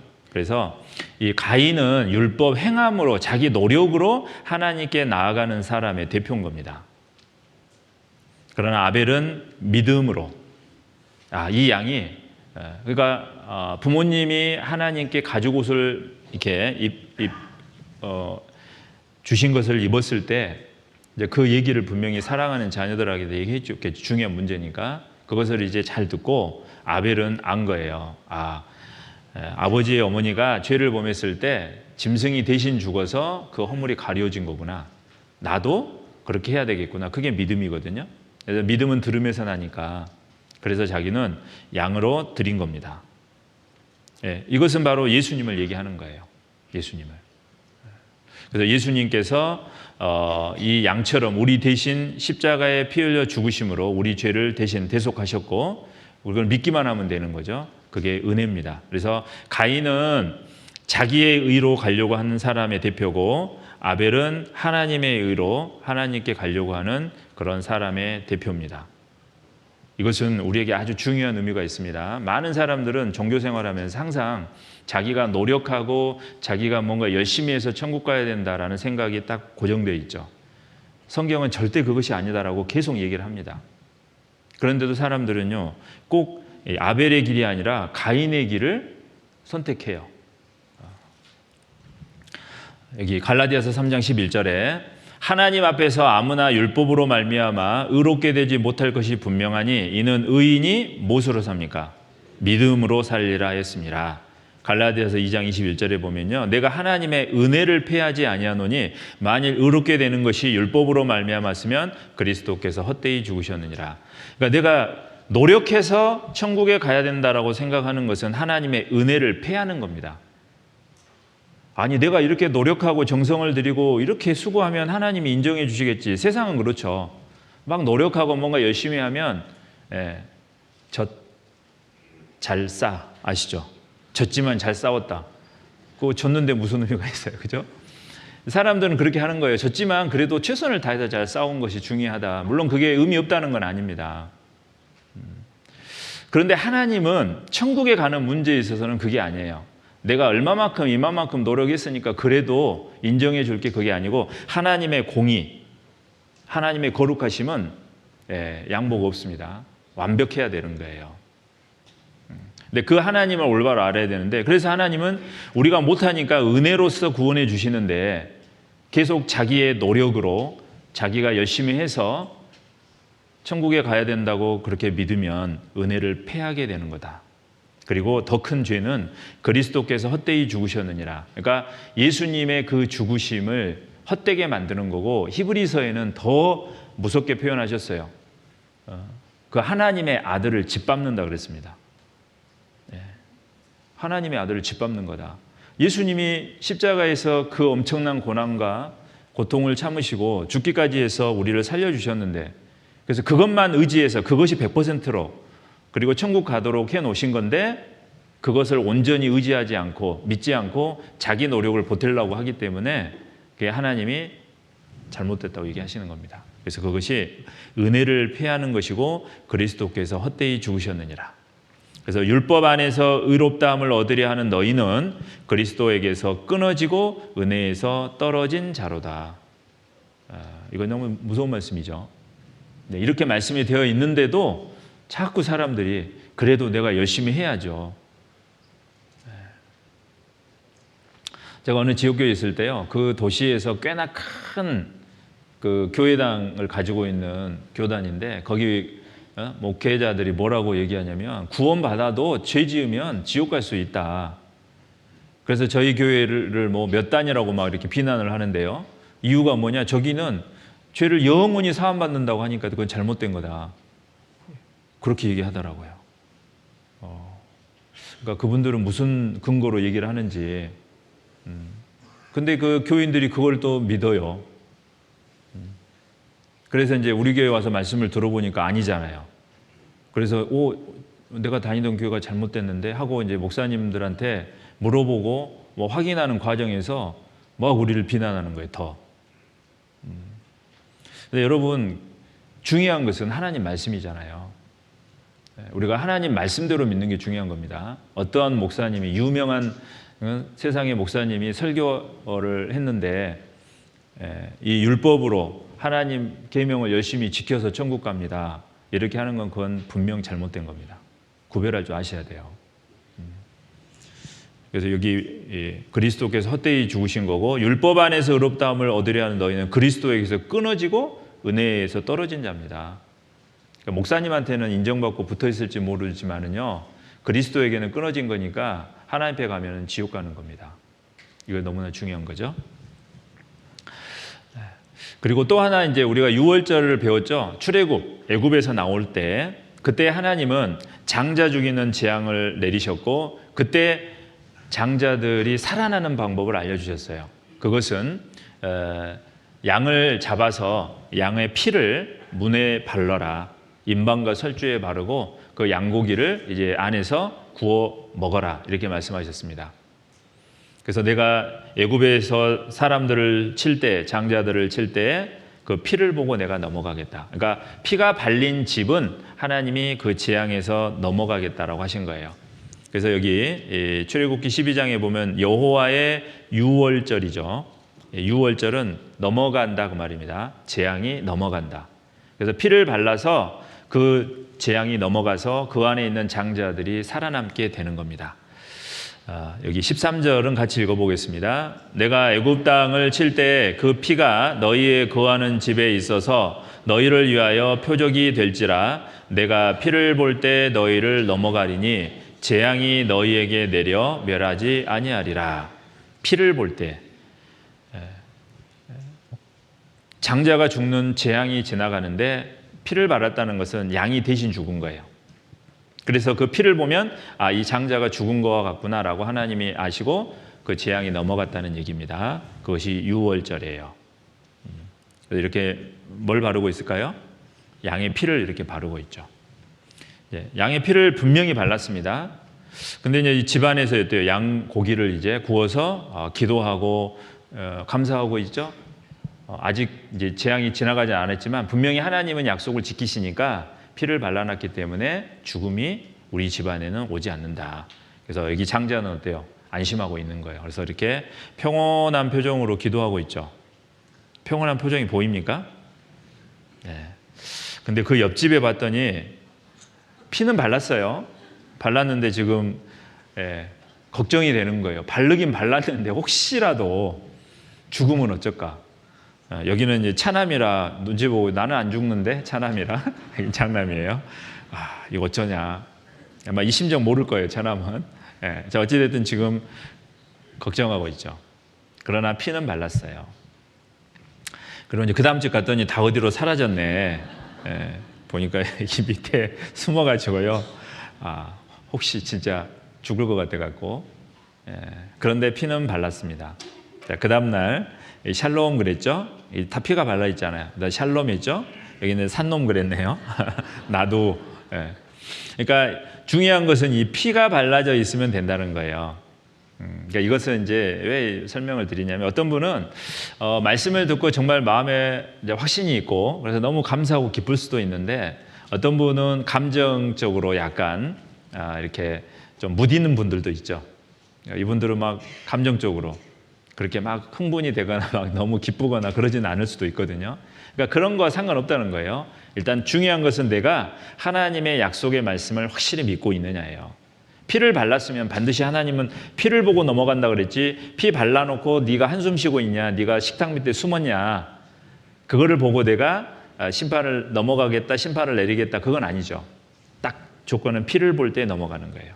마찬가지로 우리도 예수님의 피로 죄를 영원히 사함받았다고 하는 하나님의 그 약속의 말씀을 믿느냐 안 믿느냐를 하나님 보셔요. 근데 진짜 내가 믿는지 안 믿는지는 하나님이 제일 잘 알겠죠. 왜? 하나님은 우리의 모든 마음과 생각을 정확하게 알고 계시기 때문에. 그래서 자기 마음이에요. 입으로는 내가 뭐 구원받았다 얘기해도 자기 마음은 못 속이잖아요. 예. 그러니까 하나님은 내 마음을 보시는 거예요. 그래서 옆에 있는 분들 좋아라고 구원 안 받았는데 구원받았다고 하고 옆에서 막 구원받아서 좋아하니까 그냥 구원받은 줄 알고 이렇게 가면 안 되고 하나님은 내 마음을 다 아시고 계셔요. 정말 내가 예수님의 피로 확실하게 죄 용서받은 것을 탁 믿고 있느냐, 그게 중요한 겁니다. 그러면 내가 조금 불안한 마음이 있고 걱정되는 마음이 있고 그래도 확실하게 예수님 오실 때 천국에 가는 거예요. 자, 고린도전서 5장 7절입니다. 우리의 유월절 양 곧 그리스도께서 희생이 되셨느니라. 그러니까 구약은 나를 증거하는 거죠. 그 유월절 양이 누구예요? 그리스도께서 희생이 되셨다 그랬죠. 그러니까 장자가 죽어야 되는 것을 대신 양이 죽었기 때문에 그 피를 보고 넘어가듯이 유월절 양 예수님이, 내가 죄가 있지만 예수님이 내 대신 죄값을 치르고 피 흘려 죽으셨기 때문에 하나님의 심판이 나를 넘어가게 됐다, 그 얘기입니다. 그래서 우리의 유월절 양 곧 그리스도께서 희생이 되셨느니라 라고 말씀을 하시죠. 이제 마지막으로 하나 더, 민수기 21장을 읽어보면요, 이스라엘 백성이 이제 애굽에서 나와서 광야를 가는데, 광야는 너무나 힘들고 척박하고 그런 땅이에요. 그러니까 지나가면서 이제 하나님께 원망과 불평 불만을 막 했어요. 그러니까 애굽에서 400년 이상 노예 생활할 때는 잊어버리고 잠깐 광야를 걸어가면서 조금 힘드니까 막 원망과 불평을 한 거예요. 그래서 하나님이 이제 벌을 주셨는데, 이 불뱀이 와가지고요, 여기 불뱀들 중에 들을 백성 중에 보내요 백성을 물게 하심으로 이스라엘 백성 중에 죽은 자가 많은지라. 이제 불뱀이 와가지고 막 물고 물리면 죽는 거예요. 그래서 이스라엘 백성들이 즉시로 모세에게 나아가서 잘못을 인정합니다. 우리가 잘못했다고, 하나님께 이 재앙을 넘어가게 해달라고 그렇게 얘기를 하죠. 하나님이 그것을 들으시고 모세에게 너는 놋으로 이 뱀을 만들어 가지고 장대에다가 딱 해서 세워라. 그리고 뱀에 물린 자들은 그것을 쳐다보라고 얘기해라. 쳐다본즉 살 것이다. 이렇게 말씀을 하시죠. 그래서 불뱀을 만들어 장대 위에 달라. 물린 자마다 그것을 보면 살리라. 하나님 말씀하셨죠. 그럼 어떻게 되겠어요? 말씀대로 하면 되는 거예요. 그래서 모세가 놋뱀을 만들어 장대 위에 다니 뱀에 물린 자마다 놋뱀을 쳐다본즉 살더라. 그러니까 하나님의 말씀을 믿고 하면은 사는 거죠. 이렇게 뱀을 놋으로 이렇게 뱀을 만들어서 장대에서 모세가 세웠죠. 그리고 뱀에 물린 자들아 쳐다봐라. 여기 쳐다보고 있죠. 다 쳐다봐요. 근데 요 아들이 쳐다보고 자기 살았어요, 이제. 근데 엄마가 물렸잖아요. 엄마한테 뭐라 그래요? 지금 뭐라고 하고 있는 것 같아요? 쳐다보세요. 근데 엄마는요, 안 쳐다보고 있죠? 쳐다본다고 살겠냐? 뱀에 물렸는데. 그런 마음인 거예요. 이제 나 죽게 됐구나. 절망하고 있죠. 이분 표정은 어떻습니까? 전혀 안 믿는 표정이죠. 웃기시네. 그러면서 제가 말도 안 되는 소리. 이 사람은요, 정말 그럴까? 고민하고 있죠. 여러분, 하나님 말씀대로 쳐다보면 사는 거예요. 이것은요, 성경의 요한복음 3장에 나옵니다. 요한복음 3장은 굉장히 중요한 말씀이죠. 니고데모라고 하는 그때 당시 훌륭한 종교인이고, 그러니까 하나님을 잘 섬기는 사람이었고, 유대인의 관원이고, 정치적으로 사회적으로 유력한 자였습니다. 그 사람이 이제 밤에 예수님을 소문을 듣고 찾아왔는데, 예수님이 그 니고데모에게 한 첫마디가, 사람이 거듭나지 아니하면 하나님 나라 볼 수 없느니라. 너 거듭났냐? 이렇게 물어보신 거죠. 니고데모가 거듭난 게 뭔지 모르니까 당황해가지고, 아니 2번 태어나야 된다고요? 내가 지금 나이가 이렇게 40대 50대 이렇게 늙었는데 엄마 뱃속에 또 들어갔다 나와야 된다고요? 이렇게 질문을 하죠. 그랬을 때 예수님이 자, 거듭난다는 말은 육으로 난 것은 육이고 성령으로 난 것은 영이니, 네가 네 육체가 엄마 뱃속에서 육신적으로 한번 태어났듯이 네 영혼은 성령으로 말미암아 다시 태어나야 된다. 이렇게 말씀을 하신 거죠. 그게 거듭남이었어요. 그럼 도대체 성령으로 내 영혼이 태어나는 게 무엇입니까? 궁금했겠죠? 그 뒤에 쭉 예수님이 이제 어떻게 거듭나는지를 설명하시다가 이렇게 말씀을 하시죠. 찾아보겠습니다. 요한복음 3장.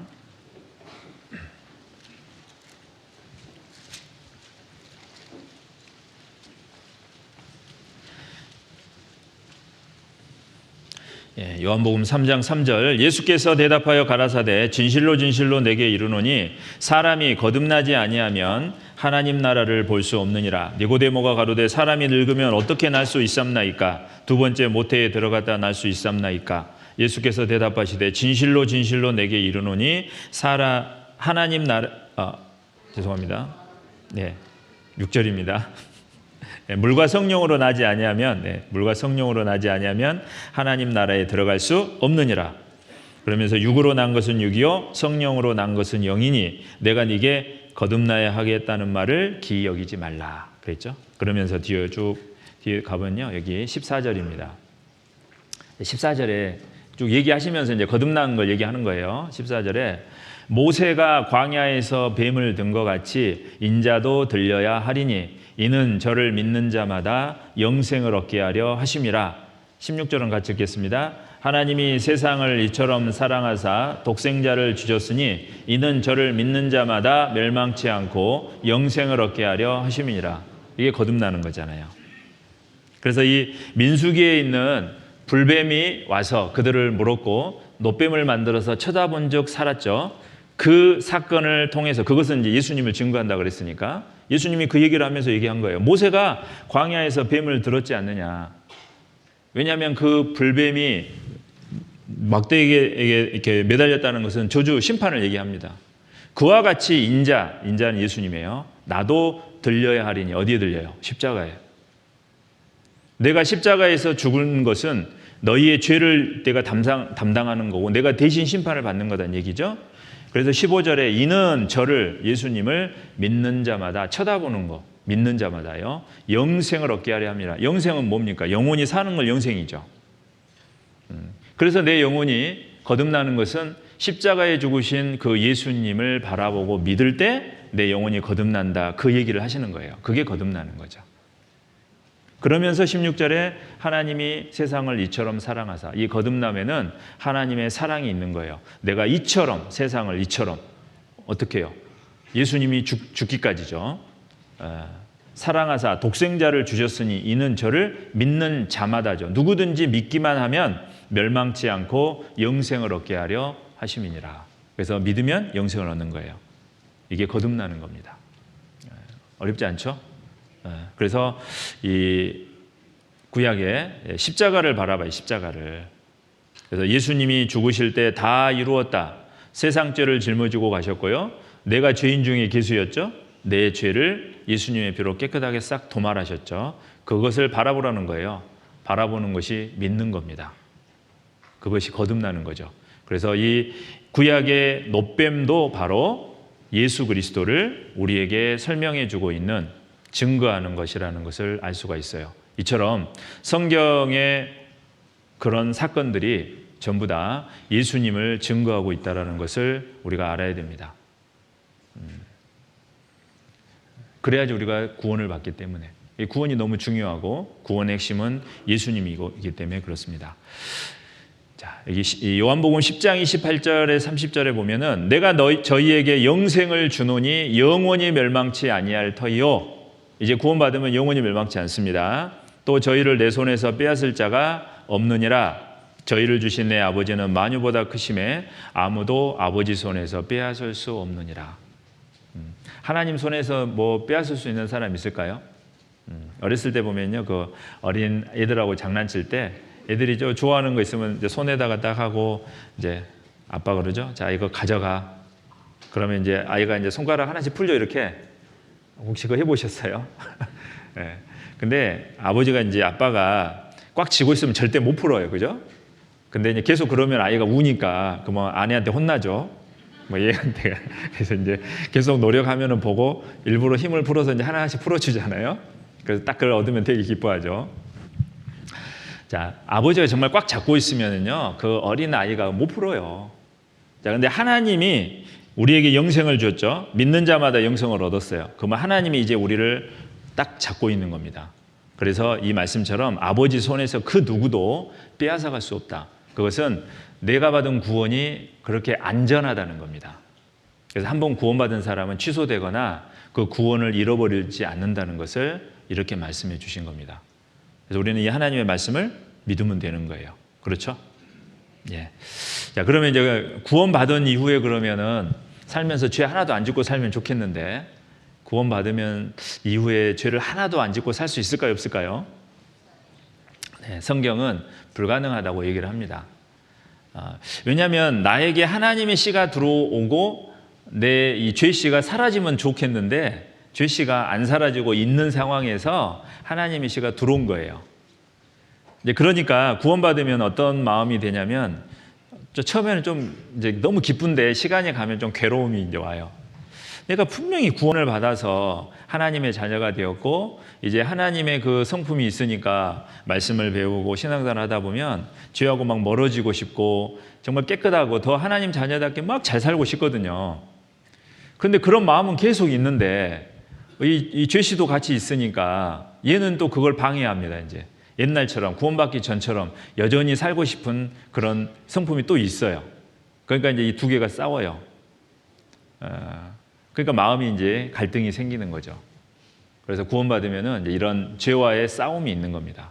그래서 하나님은 구원받은 이후에 죄씨가 내가 없앤 게 아니라 하나님의 새로운 성품을 넣어줬고, 이제 그 하나님의 새로운 성품을 충만케 해서 이 죄와 싸워서 승리해야 된다라고 말씀을 하신 것이지, 내 안에 죄성이 다 사라져서 이제 죄를 하나도 안 짓는 사람이 되었다라고 말씀하지는 않으십니다. 예수님이 이제 재림할 때, 부활이 될 때 이 죄성이 완전히 사라져요. 근데 그때까지는 우리가 이 세상에 살아있는 동안에 두 개가 같이 있게 되는 겁니다. 그러면 이제 내 안에 있는 죄씨가 있어서 계속 죄를 이제 살다가 안 져야 되지만 그래도 범할 수 있잖아요. 그럼 그때는 어떻게 해야 됩니까, 하나님? 그게 이제 우리의 궁금한 것 중에 하나죠. 하나님이 이제 그때 뭐라고 하셨냐면 회개하라고 한 겁니다. 성경에는 회개가 두 가지 의미가 있어요. 두 가지 회개가. 이걸 구별 잘 하셔야 돼요. 이걸 헷갈리니까, 구별이 안 되니까 막 헷갈려가지고. 그래서 이제 짬뽕이 나왔어요. 어떤 짬뽕이 나왔냐면, 배고프죠? 짬뽕 얘기하니까. 죄송합니다. 이 두 개를 섞어가지고, 예수님이 죄는 다 사해놨고, 그래서 내가 회개하면 탁 사함받고 천국에 가고, 회개 못하면은 그대로 있어서 지옥 가고, 이걸 섞어 놓은 겁니다. 그게 아니에요. 두 가지 회개인데, 첫 번째 회개는 생명 얻는 회개라고 하셨어요. 죄 사함을 얻게 하는 회개. 이것은 구원 전에 하는 회개고, 여기 한 번만 하는 거예요. 한 번뿐인 회개. 이것은 내가 하나님 말씀을 듣고 보니까 하나님이 재판장이잖아요. 나는 죄인이죠. 그래서 이대로 살다 죽으면 100% 지옥 가는 죄인이었습니다. 그래서 하나님, 제가 왜 이렇게 죄를 짓고 살았을까요? 말씀을 보니까 날 때부터 죄성을 가지고 태어났고, 그러니까 죽을 때까지 죄를 지을 수밖에 없구나. 그런데 내 노력과 어떤 선한 행실로는 갈 수 없고, 그런데 예수님의 십자가의 피로 내 죄를 영원히 사해 주셨구나. 그것을 딱 믿잖아요. 그래서 자기 죄를 회개하고 복음을 믿으라 그랬죠. 그것이 한 번만 하는 회개예요. 그러면 죄가 영원히 사해졌으니까 이제 지옥 가는 죄 때문에 회개할 필요는 있어요, 없어요? 없다 그 말이에요. 이것을 생명 얻는 회개라고 합니다. 그래서 사도행전 11장 18절에 보면 하나님께서 이방인에게도 생명 얻는 회개를 주셨도다. 죄 사함을 얻게 하는 회개가 그랬죠. 이것은 딱 한 번만 하는 겁니다. 그런데 이제 구원 받은 이후에 이제 구원을 받아서 하나님 자녀가 됐습니다. 그럼 하나님의 자녀가 됐으면 내가 하나님께 잘못 살면 아들의 신분이 취소될까요? 안 될까요? 안 돼요. 여러분, 내가 낳은 자녀 아무리 말 안 들어도요, 나중에 호적에 파도 내 자녀입니까? 아닙니까? 호적에 파도 내 자녀예요. 뭐 서류상으로 아니라 그래도 실제로 내 자녀죠. 그러니까 한번 태어난 자녀는 그게 안 바뀌어지는 거예요. 마찬가지로 죄를 영원히 사해 주셨고 그걸 확실하게 믿으면 내가 하나님의 자녀가 되었고 그 자녀는 취소가 안 된다는 겁니다. 그게 중요한 거예요. 그래서 이제 하나님의 자녀가 된 이후입니다. 그것은 이제 일상에서의 회개입니다. 여기는 구원 전이고 구원 후죠. 구원 후는 하나님은 재판장과 죄인에서 하나님의 아버지가 되고 나는 아들로 바뀌었어요. 운명이 바뀐 거죠. 이제 내 신분은 죄인이 아니라 아들인 거예요. 이 아들의 신분은 영원히 가는 거예요. 하지만 내가 이 세상에 부활하기 전에는 육신을 입고 살아가니까 아버지에게 하나님께 잘못할 수 있는 겁니다. 그때 이제 자녀가 아버지에게 잘못을 고하고 돌이키는 회개를 하라고 한 겁니다. 이거는 이제 자주 되겠죠. 구원받고서도 내가 하루에 한 번도 죄 안 짓고 살고 싶은데 하다 보면 나도 모르게 범할 때가 있어요. 그때마다 하나님이 뭐라 하셨냐? 회개해라. 그래야지 나와 교제가 지속된다라고 한 거예요. 하나님은 항상 죄가 개입이 되면은 문제가 생겨요. 그러니까 구원받기 전에는 죄 때문에 원수 관계가 되어서 지옥 가는 거고, 구원받은 이후에 아들이지만 하나님과의 이 죄가 딱 사이에 놓이면 아버지와 교제가 안 되거든요. 여러분, 하나님이 나를 왜 구원해 주셨을까요? 네, 사랑하니까 맞죠. 근데 당연히 그건 이제 구원하는 그 배경이고, 진짜 구원을 해주신 이유는요, 교제하기 위해서요. 하나님이 우리를 창조하신 이유는 우리 사랑의 대상으로 창조하셨죠. 그래서 사랑의 대상인 우리와 항상 교제하고 항상 함께하는 것이 하나님의 기쁨이고 온전한 즐거움이었는데, 죄가 그것을 딱 파괴시켜버려서 원수관계로 돼버린 거예요. 그래서 하나님이 죄를 다 해결해 주시니까 이제 나는 원래대로 회복이 된 겁니다. 하나님과 자녀의 관계, 다시 교제의 관계가 회복된 거예요. 그러니까 정말 구원해 주신 참된 목적은요, 이제 구원을 받아서 하나님과 교제하기 위해서인 거예요. 그런데 아버지와 교제를 해야 되는데 내가 아버지께 잘못하면 어때요? 서먹서먹해지고 거리감이 느껴지는 건 당연하죠. 그러니까 교제가 안 되는 거예요. 그래서 이제 자녀가 돼서 취소 안 되고 구원받은 이후에 죄를 범하면 그때마다 회개하라고 얘기를 하신 겁니다. 그게 이제 계속하는 회개죠. 자, 요한일서를 찾아보겠습니다. 요한일서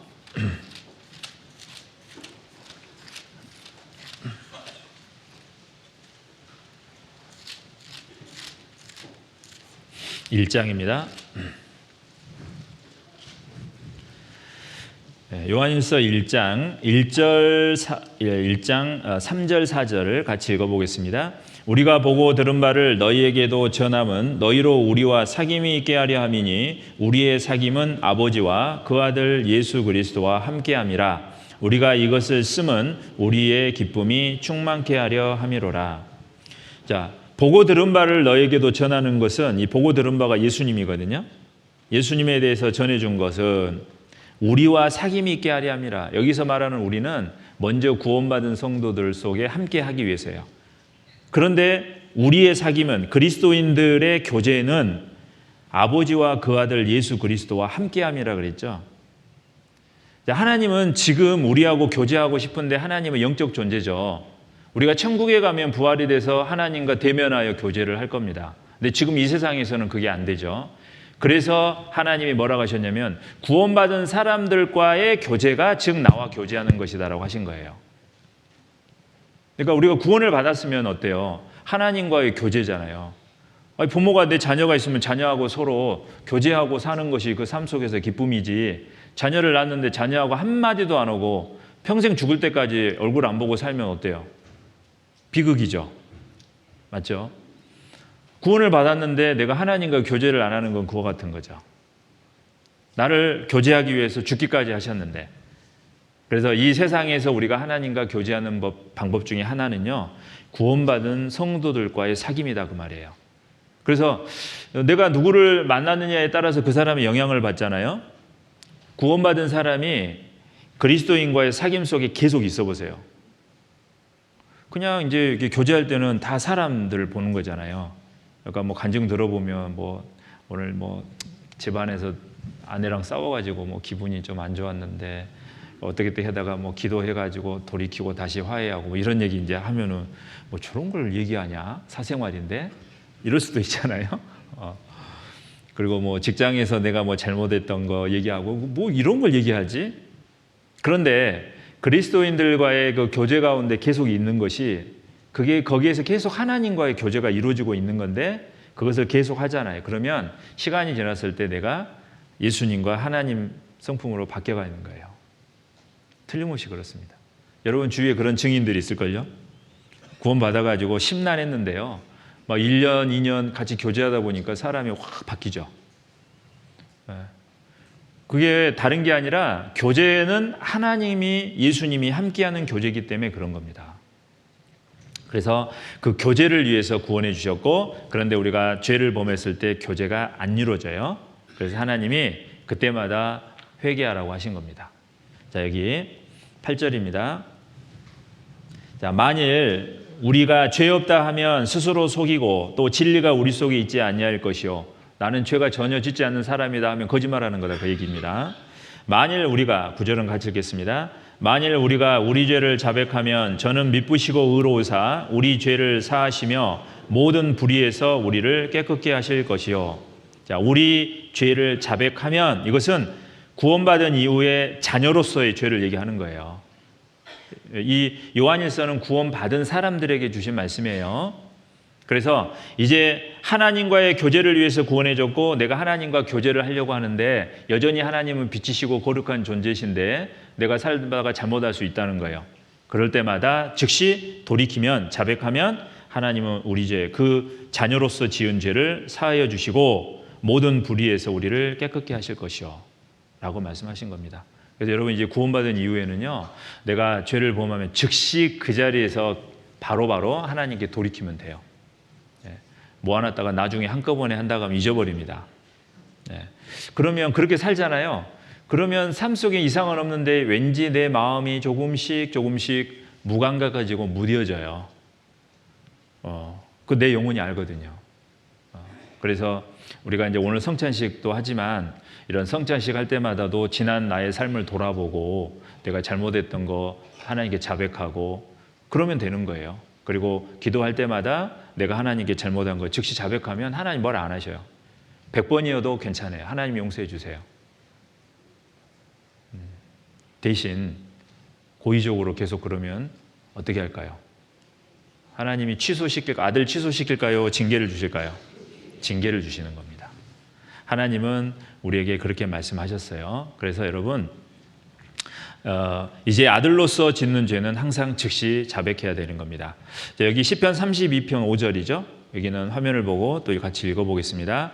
내가 이르기를 내 허물을 여호와께 자복하리라 하고 주께 내 죄를 아뢰고 내 죄악을 숨기지 아니하였더니 곧 주께서 내 죄악을 사하셨나이다. 내 허물을 자복하리라 하고 주께서 내 죄를 아뢰고 내 죄악을 숨기지 아니하였더니 주께서 내 죄악을 사하셨나이다. 말씀대로 하면 돼요. 아시겠죠? 그래서 이 요한일서를 보면요, 하나님은 두 가지를 얘기하셔요. 분명히 너희가 죄성이 있어요, 여전히. 그러니까 죄를 범하면 즉시 자백하면 용서해 주겠다라고 하시면서 또 한편으로 뭐라고 하시면 그렇다고 죄를 지을 때마다 자백하면 용서해 주니까 계속 죄 지으면 안 된다라고 하시는 거예요. 자, 2장 1절입니다. 나의 자녀들아 내가 이것을 너희에게 쓰면 자, 죄를 자백하면 용서해 준다고 하셨잖아요. 그렇게 쓴 것은 너희로 죄를 범치 않게 하려 함이니라 그랬죠. 그러니까 애들이 잘못하면요 부모님이 너 뭐 잘못했냐 정확히 알면 이제 벌을 딱 주시고 뭐라고 해요? 다시는 그러지 마라. 혹은 벌을 안 주고 다시는 그러지 마라 그러죠. 그러니까 죄를 용서해 주시는 목적은 또 죄를 지어도 내가 용서해 줄 테니까 계속 죄 지어 이런 의미가 아니고 다시는 그 죄를 범하지 마라 라고 하신 겁니다. 그래서 이 요한일서는 그걸 얘기해요. 그러면서 또 걱정이 되시니까 죄를 범지 않게 하려 함인데 그래도 혹시 죄를 범하면 다음에 만일 누가 죄를 범하면 아버지 앞에 우리에게 대언자가 있으니 곧 의로우신 예수 그리스도라. 저는 우리 죄를 위한 화목제물이니 우리만 위할 뿐 아니야 온 세상 죄를 위하심이라 그러죠. 그러니까 하나님은 두 가지를 얘기를 하고 계셔요. 그러니까 죄를 범할 수도 있지만 범하면 즉시 자백하면 되고, 그렇다고 죄를 범하면 안 되고, 그럴지라도 만에 하나 또 혹시 잘못하면 다시 자백하면 되고. 그러니까 이게 하나님이 우리를 향한 그 정말 그 사랑 있잖아요. 그 좀 사랑이 막 뚝뚝뚝 안 떨어지는 것 같지 않아요? 저는 이 성경 보면은 정말 그래요. 야, 하나님 너무 세밀하고 우리를 너무너무 생각하고 계신다. 그래서 이제 자녀들도 그러잖아요. 잘못한 거 너무 심하게 첫째가 이게 뭐라고 하면은 얘가 낙심이 돼갖고 뭐 그냥 확 주저앉을까봐 걱정되니까 그것도 꾸짖지만 그래도 또 새롭게 힘을 주고 용기를 주죠. 그래도 괜찮아. 근데 또 이렇게 괜찮아 하면 이놈이 또 이거 이용해갖고 계속 엇나갈까봐 또 그래요, 안 그래요, 부모님들? 안 그래요? 그러잖아요. 그러니까 그 마음을 보면 이 하나님의 그 마음이 이 성경에 있잖아요, 지금. 그래서 우리가 구원받은 이후에 하나님과의 교제, 하나님은 우리가 교제하기 너무 원하시고 우리가 하나님과 늘 교제하면 우리 마음에 늘 그 하나님의 평강과 은혜가 내 삶에서 충만하게 되는 겁니다. 근데 그것이 죄가 문제니까 항상 자백하고 다시는 내가 안 하겠습니다, 이렇게. 그럴지라도 혹 범하면 또 자백하고 그러면 된다는 겁니다. 자, 시간이 뭐 이렇게 빨리 가네요. 여기 있으면 왜 이렇게 시간이 빨리 가는지 몰라요. 네. 자, 그 다음에 이제 생활의 구원 말씀을 드리려고 했는데 다 됐는데 조금만 말씀을 드리겠습니다. 이제 생활의 구원은 이렇게 영혼 구원 받았으면 딱 한 가지 중요한 거, 오늘 절대 잊지 말아야 될 한 가지가 있다면 내 안에 거하라. 어디 거하라고요? 내 안에 거하라. 자, 여기에 요한복음 15장 3절에서 5절입니다. 제가 읽겠습니다. 너희는 내가 일러준 말로 이미 깨끗하였으니 내 안에 거하라. 나도 너희 안에 거하리라. 가지가 포도나무에 붙어 있지 아니하면 절로 과실을 맺을 수 없음 같이 너희도 내 안에 있지 아니하면 그러하리라. 나는 포도나무요 너희는 가지니 저가 내 안에 내가 저 안에 있으면 이 사람은 과실을 많이 맺나니 나를 떠나서는 너희가 아무것도 할 수 없습니다. 내가 일러준 말로 이미 깨끗했죠. 말씀을 듣고 내 죄가 깨끗해졌잖아요. 그러면 명령입니다. 이것은 명령은 반드시 순종해야 된다 그 말이에요. 내 안에 거하라. 성경에 핵심적인 명령이 영생을 얻으라고 하는 게 첫 번째 명령이에요. 그래서 이제 구원을 받았죠. 구원받은 사람에게 하신 중요한 첫 번째 명령이 또 뭐냐면 내 안에 거하라. 구원받았으면 내 안에 거하라. 예수님 안에 거하라. 그 다음에 하나가 서로 사랑하라예요. 그럼 서로 사랑하려면 성도들끼리 사랑하는 거니까 예수님 안에 거할 때 서로 사랑할 수 있는 거죠. 그래서 내 안에 거하라는 것이 너무 중요한 거예요. 이 명령만 잘 지키면요. 여기 예수님 뭐라 그랬어요? 포도나무가 있는데 가지가 나무에 붙어 있기만 하면 가지에서 포도가 맺힌다. 그런데 가지가 나무에서 딱 끊어지면 아무리 많이 맺힌 그 가지라도 포도 열매 하나도 안 맺힌다. 그러니까 무조건 가지는 나무에 붙어 있기만 하면 되는 거예요. 그러면서 예수님이 나무는 나고 가지는 너희다라고 한 거죠. 우리는 예수님 안에 붙어 있어야 됩니다. 그래서 여러분 그 포도나무에서 포도송이가 엄청 많이 열릴 수 있다는 거 아시죠? 한 분만 아시는구나. 네. 자, 뉴스 중에요. 와, 나 이거 보고 깜짝 놀랐는데요. 예, 이 포도나무 한 나무에 포도가 4,500송이가 맺혔다. 보겠습니다. 네, 포도나무 한 그루에 무려 4,500송이의 포도가 열렸습니다. 나무에서 끝도 없이 뻗어나온 줄기에 주렁주렁 열린 포도를 실제로 보고도 믿기지 않을 정도라고 하는데요. 한 농부가 친환경 농법으로 이룬 결실이라고 합니다. 임채두 기자가 소개합니다. 중학생 키높이 정도의 포도나무 한 그루가 비닐하우스 한편에 뿌리 내리고 있습니다. 나무에서 뻗어나와 하우스 사방으로 이어진 무성한 포도줄기 길이는 약 4km입니다. 이 나무 한 그루에서 열린 포도는 무려 4,500송이에 달합니다. 일반 포도나무보다 100배 이상 많은 양입니다. 아직 농익지 않아 푸른빛을 띠고 있지만 한 달 후면 수확철입니다. 이 포도나무에서 뻗어나온 줄기는 약 1,000제곱미터 면적에 넓게 퍼져 있습니다. 결실을 맺는 포도만 4,500송입니다. 이 진귀한 나무의 비결은 토양 관리와 무농약, 식물성 퇴비 사용 등 친환경 농법에 있습니다. 2005년 이 나무를 처음 심어 유기농 포도를 길러내기까지 주변의 의심과 싸웠다는 도덕현 대표. 그는 자연주의 농업 철학으로 오늘의 기적을 만들었습니다. 자, 이 분이 하신 말씀이 아니라 말을 잘 보세요. 포도나무가 포도를 만드는 거지 내가 만드는 게 아니에요. 포도는 포도나무가 키운다. 사람은 도와줄 뿐이다. 어디서 많이 들어본 거죠. 성경에 나와 있잖아요. 포도나무가 포도를 만드는 거지 내가 만드는 게 아니다. 포도는 포도나무가 키운다 했죠. 나무가 중요하다 그 말이죠. 예수님이 내가 포도나무요 너희는 가지니. 제가 이 뉴스 이거 보면서요, 아 정말 명언이다. 요거 제가 캡처 온 겁니다. 자, 이 포도나무도 이렇게 가지가 나무에 붙어 있으면은 4,500송이가 맺혀요. 그럼 내가 주님 안에 딱 붙어 있으면 어떻게 될까요? 포도가 아니라 우리는 예수님이 포도나무니까 예수님의 인격이 맺혀져요. 예수님의 인격이. 그래서 그 예수님의 그 인격이 내 삶에서 쭉 열매로 맺혀지게 되고요. 그래서 그 인격을 통해서 그리스도의 향기가 뿜어져 나오게 되고 그걸로 인해서 내 가족과 내 주변에 있는 사람들이 구원받는 또 열매가 맺혀지게 되는 겁니다. 조건은 뭐냐? 내 안에 거하라예요. 그럼 예수님 안에 거하는 게 뭘까요? 성경에 예수님이 내가 교회의 머리고 너희는 교회는 몸이다. 그래서 우리가 사람이 머리와 몸이 이렇게 나눠지듯이 머리가 중요하죠. 옛날 참수형이라는 것은요, 머리를 몸하고 딱 분리시키면 죽는 거예요. 이 머리가 예수님이라 그랬고 몸이 교회라 그랬어요. 교회가 뭐냐면 고린도전서 1장에 예수님의 피로 말미암아, 즉 예수님으로 죄가 사함받고 거룩하게 된 무리, 그 성도, 거룩화된 무리예요. 그러니까 거듭난 사람들이 교회라고 말씀을 하셨어요. 그러니까 내가 이제 정리를 해보면 예수님이 내 안에 거하라 그 말은 교회 안에 거하라 그 말이에요. 그게 예수님과 이렇게 머리와 몸이 붙어 있는 겁니다. 그러면 머리 대신 예수님이 어떻게 돼요? 머리가 모든 걸 지시하죠. 배고프면 먹으라 그러고 위험이 있으면 피하라 그러고 그 길로 가지 말고 안전한 길로 가라 하고 머리가 다 이렇게 명령을 내리잖아요. 그래서 신경을 통해서 우리 몸이 움직이죠.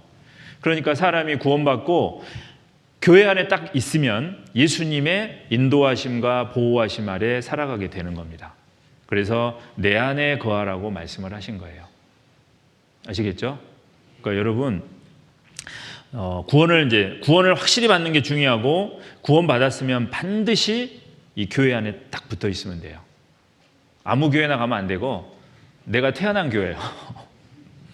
그죠? 낳아주신 엄마한테 거의 있어야지 젖을 먹고 사랑을 받고 자라죠.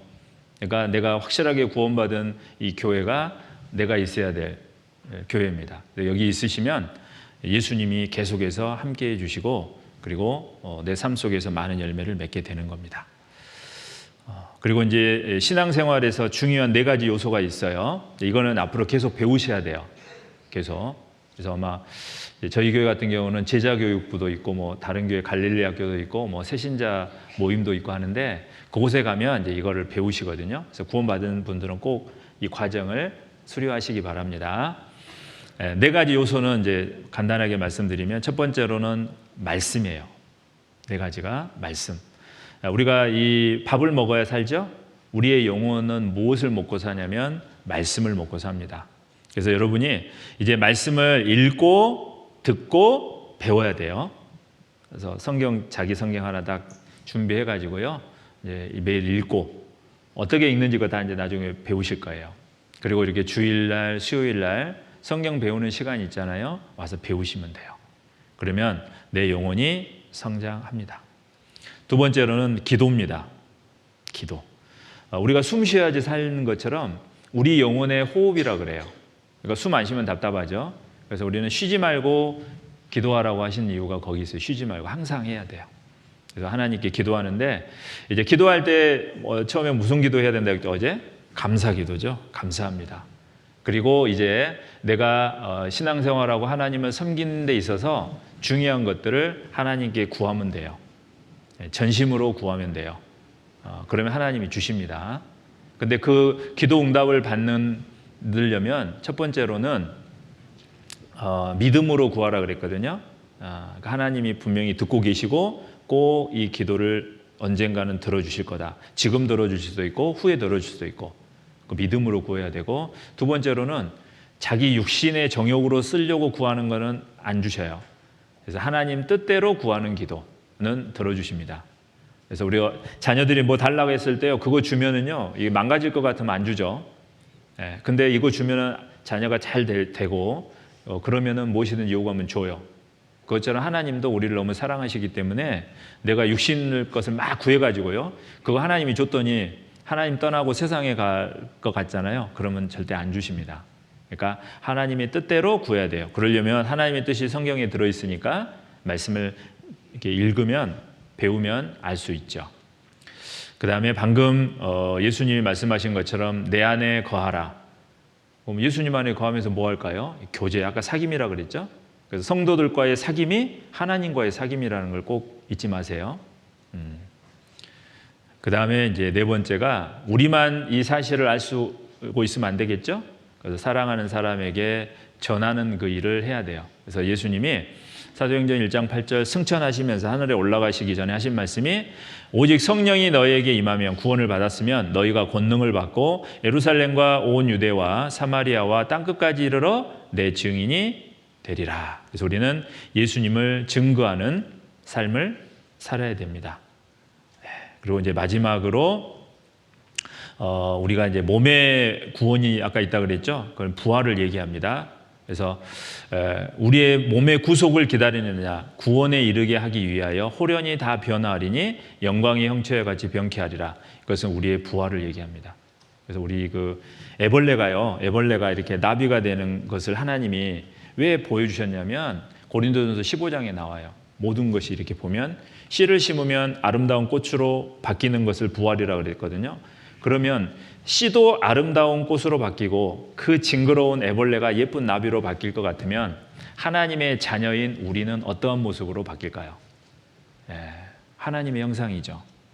그래서 그 부활이 예수님 재림하실 때 있어요. 그래서 우리는 그때까지 교회 안에 머무르면서 하나님을 섬기며 살면 되는 겁니다. 자, 이게 같이 읽어보겠습니다. 오직 우리의 시민권은 하늘에 있는지라 거기로서 구원하는 자 곧 주 예수 그리스도를 기다리노니 그가 만물을 자기에게 복종케 하실 수 있는 자의 역사로 우리의 낮은 몸을 자기 영광의 몸의 형체와 같이 병케 하시리라. 자, 하나님이 병케 하신다고 하셨으면 그대로 하실까요? 안 하실까요? 반드시 하시죠. 우리는 여기서 기다리노니 그랬죠? 기다리는 거예요. 내가 정말 좋아하는 사람, 사랑하는 사람 기다리는 것은 어때요? 설레죠? 안 설레요? 아빠한테 잘못하면요, 아빠 안 오시길 바라지만 아빠가 해외에 이제 출장 갔는데 야, 전화했고 너 뭐 갖고 싶냐? 아빠 나 이게 아이패드 갖고 싶어요. 최신형. 그래, 알았어. 내가 사갖고 갈게. 그러면 이제 아빠 언제 올까 막 기다리죠? 학생들 그래요, 안 그래요?